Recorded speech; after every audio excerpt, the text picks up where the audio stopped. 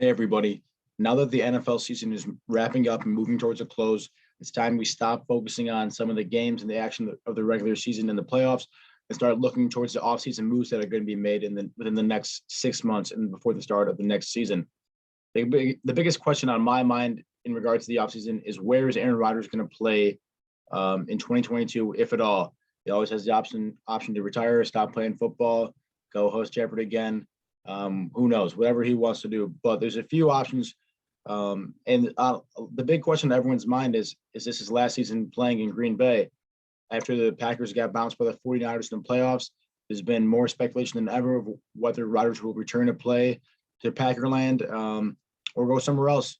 So there's a few teams that are in the mix, and I wanted to go through those teams and assess the pros and cons of Aaron Rodgers going to each team. So you can see here, these are the odds provided for what team will land Rodgers as of Tuesday, January 25th. You can see here that the overwhelming favorite at minus 225 are the Green Bay Packers, the team that Rodgers has spent his whole career with. The two or three other favorites that are very likely or more likely than the other teams to get Rodgers are the Broncos, Steelers, and Dolphins. So those are the teams to keep an eye on throughout the whole offseason process of trading to land Aaron Rodgers. But there's an interesting development. 2 days later, Thursday, January 27th, the Broncos became the favorite to land Rodgers. Now they're minus 115. The Packers are plus 165. The Steelers went to plus 500, and the Dolphins really dropped out of contention, now at plus 1,200 as of the 27th. So what happened here to allow the Broncos to leapfrog the Packers as the favorite to land Aaron Rodgers? It was a key movement, not even the offseason, but key coaching movement after the Packers season, and that's the Broncos hiring Nathaniel Hackett, the former Packers offensive coordinator, as their new head coach. Obviously, this is a big deal for two different reasons.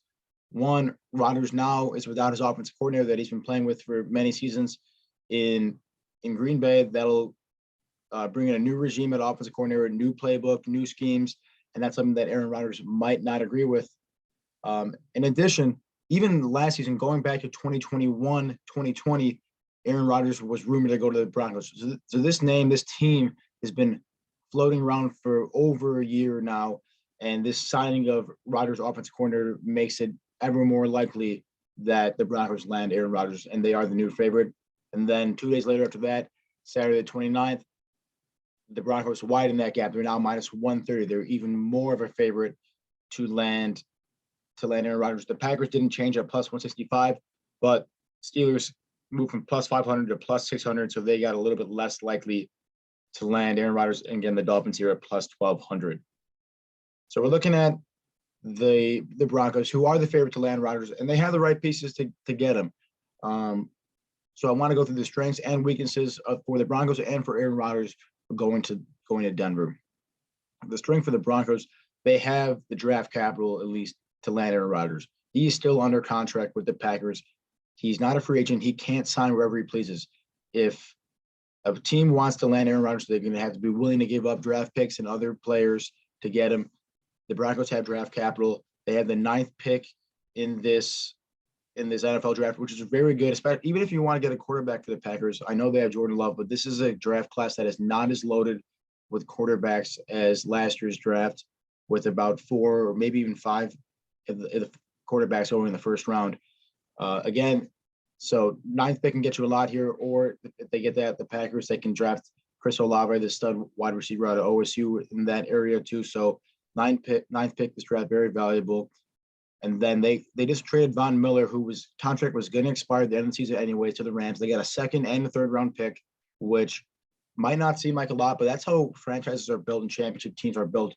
Those early picks in the first few rounds really help solidify a team and strengthen their core. So a trio of draft picks, maybe some extra talent like Teddy Bridgewater, Drew Lock to the Packers, who could help convince the Packers to send Rodgers to Denver. Again, another strength, number 2, is the head coach. We talked about that. Nathaniel Hackett, familiarity that Aaron Rodgers has with them has to be a plus there. You would have to think that if Rodgers were to go to Denver, he wouldn't have to learn an entire new scheme, an entire new playbook, because, again, there is some of that familiarity with the head coach Hackett. And then young talent for the Broncos. This is what makes me really excited about the possibility for Rodgers to go to Denver. On the offensive side of the football, they have a stud young running back in Javonte Williams, and then two stud young wide receivers in Cortland Sutton, and one of my favorite guys in this league, Jerry Jeudy. He's got just great footwork, and I think with the addition of a great quarterback, Jeudy could become one of the top offensive weapons in this league. And then on the defensive side of the football, Bradley Chubb at the edge rush, Patrick Surtain, one of the best young cornerbacks in the game, and then Justin Simmons, who in my opinion is the best safety in the game. So great talent on both sides of the football. The Broncos truly only need a quarterback. They're a quarterback away from being Super Bowl contenders. I would really like to see Rodgers go there and compete. But the weaknesses, high price to pay. This is true for any team that wants to get Rodgers. The Packers aren't just going to give him up for nothing. You're going to have to give up a lot of draft picks. You're going to have to give up talent if you want to get Aaron Rodgers playing football for your franchise. And that's something that John Elway and the Broncos management will have to mull over. Do they want to, pay that high bargain price for Rodgers, get him playing there in 2022? But for Rodgers' side to think about this, if he wants to go to the Broncos, it's a tough division and a tough conference in the AFC, and specifically in that AFC West. If he were to go play with the Broncos, he'd be facing Patrick Mahomes twice a year. He'd be facing Justin Herbert twice a year. Even the Raiders with Derek Carr are very competitive. He'd be playing him twice a year.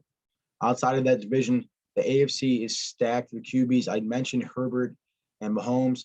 You've got Lamar Jackson, Baker Mayfield, Joe Burrow now, Mac Jones, Tua,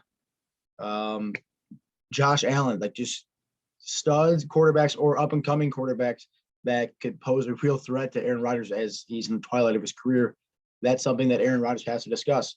Without Tom Brady now in the NFC, who is there really to challenge Aaron Rodgers as the king of the quarterback in the NFC conference?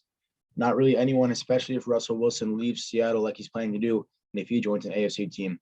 So that's something definitely to consider if you're Aaron Rodgers going to an incredibly tough division, possibly the toughest division of football, and a very tough conference.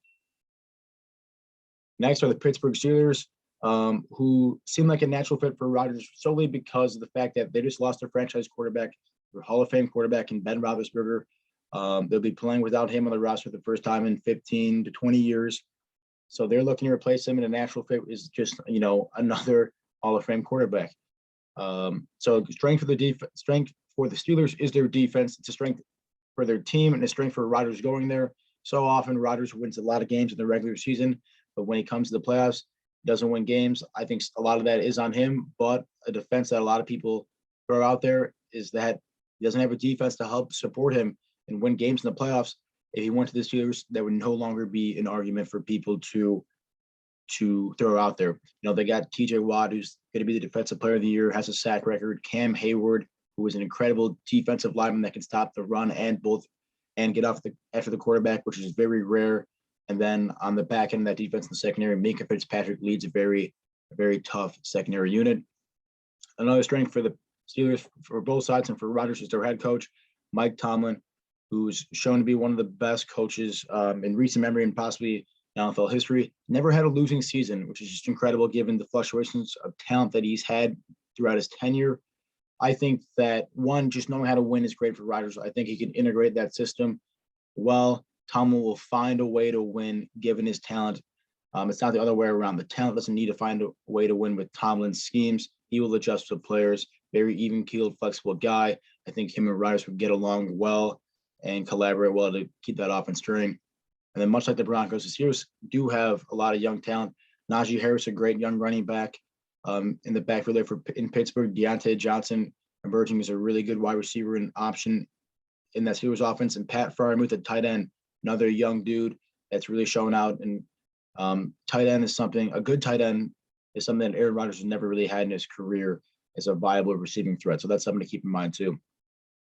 The weaknesses for the Steelers, a couple of these similar to the Broncos, but the one unique thing is I don't think the Steelers have all that many trade pieces like the Broncos do. They just kind of have their base draft set. And if you're not willing to trade away your first, second, third round, multiple future draft picks for Rodgers, then that's going to be tough to get him. The question that the Steelers general management has to ask is, do we want to stifle our future right now for 1-2 good years of Aaron Rodgers' career? That's a tough question to answer, and that's why I think the Steelers aren't that much of a favorite and aren't that likely to get Aaron Rodgers, because simply I don't think they're willing to sacrifice their future in such high magnitude to get Aaron Rodgers this season. But even that, for Aaron Rodgers, why would you want to go to Pittsburgh when you're playing against the Super Bowl, AFC representation of the Super Bowl and the Bengals with Joe Burrow, MVP Lamar Jackson, and I think a really tough team, especially on the defense side of the football with the Browns. Again, the quarterbacks that he's going to be playing in the AFC are just incredible. All of the NFL's talent at quarterback is concentrated in the AFC. It is going to be such a hard regular season schedule when you're playing all these AFC teams, but especially when you're trying to make the playoffs. Every single round, you're going to be fighting for your life. There's 1 through 7 seed. They're all going to be playoff caliber quarterback talent in Super Bowl contenders. As you're seeing with Joe Burrow right now, you never would have guessed the Bengals, especially at the start of the season, to make a Super Bowl run that he's showing with competent QBs. Even with holes in the Bengals team, that with a stud QB like that, anything could happen. And the last thing I want to talk about in more detail is Aaron Rodgers' current team under contract, the Green Bay Packers. He has played his whole career there, and there is something to be said about a legacy for a guy that spends his entire career with one franchise. I do put a lot of stock in that, put a lot of weight in that. Think about guys like in basketball, Kobe Bryant, Tim Duncan. It's a lot less common in football. Walter Payton for the Bears, Barry Sanders. He kind of revered a little bit more when you stick to one franchise, and I think it's more noble. So I think that's one maybe slight piece that could lead Rodgers to the Packers. But in terms of the Packers organization, they hold all the cards. Like I said at the beginning of the video, the Packers don't have to trade away Rodgers. They don't have to do it. My guess is if the Packers say to Rodgers, we're not going to trade you, Rodgers is just going to come back and say, well, if you don't trade me, I'm going to retire, so you better give me away for something. That's probably the banter there between those two parties. But at the end of the day, the Packers don't have to trade Rodgers, and that's a big strength for them if they want to keep him, quite honestly. Number 2 with the strength is familiarity. I said something to be said about playing your whole career in one place, but, Matt LaFleur is still the coach there. Rodgers has some rapport with him, got some, obviously, that rapport and chemistry built with the players. And I think that while it might not be an incredible strength, just being around the players and the personnel in Green Bay and that familiarity helps Rodgers stay in Green Bay. And then probably in terms of Rodgers' standpoint, the biggest strength of staying in Green Bay is how crappy that division is and that conference is in general. Aaron Rodgers owns and has owned the NFC North for so many years. The Lions have never been a factor throughout Rodgers' career anyways in Green Bay. The Bears are struggling to even put up 500 numbers right now, and the Vikings defense is terrible. Rodgers' record against the NFC North is insane. And then again, the conference, now that Tom Brady's gone, now that Russell Wilson is likely leaving, what real competition does Aaron Rodgers have, at least at the quarterback position, to compete with him? I think the next best caliber might be Matt Stafford out in LA, and there's Dak Prescott maybe in Dallas, but they were not on this elite level. I don't think they're both very good quarterbacks, but they're not elite. The thing is, I think if Rodgers stays in Green Bay, no matter what, while he's the best quarterback in the NFC, he's still not going to win a Super Bowl anyways, because he just loses to teams with better defenses anyways. But the weaknesses here for the Packers, lost a coaching staff, like I mentioned. They lost the offensive coordinator. They lost the quarterback coach. That can't bode well with Rodgers, who's already said he doesn't want to be part of a rebuild.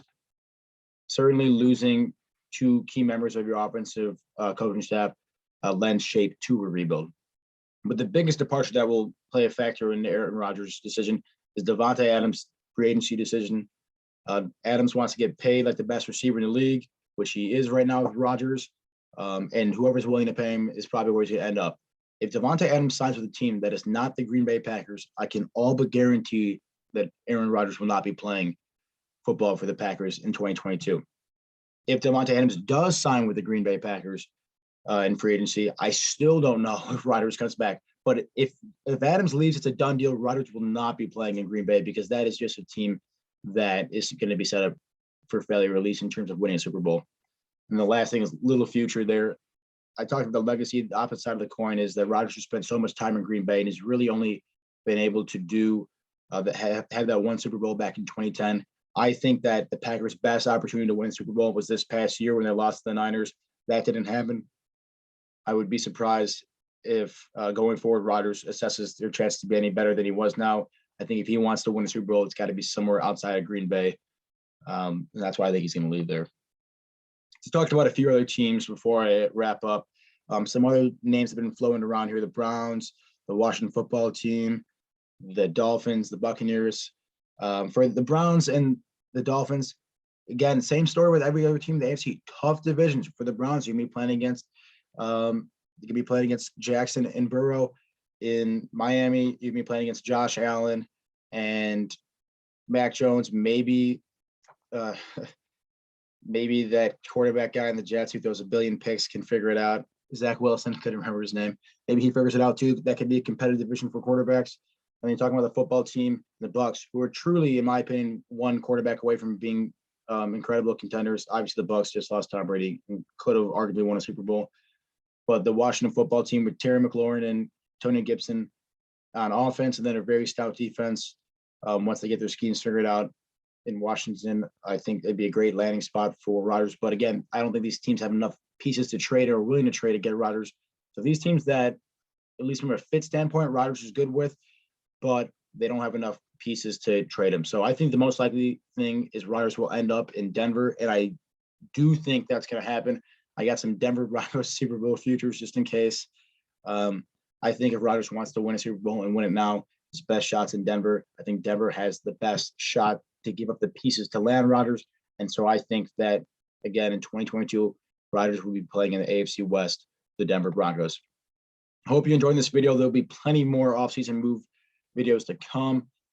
Definitely like this video if you enjoyed it. Subscribe to keep getting this content. Let me know in the comment section a couple things. Where do you think Rodgers is going to go? Because I'm very intrigued to hear what you all think. And then 2, let me know what other offseason moves you want to look at, whether it be individual players or positions. Let me know, because I will be coming out with them in full strength after the Super Bowl. But I will be watching and anticipating with you all to see where Rodgers goes this next season.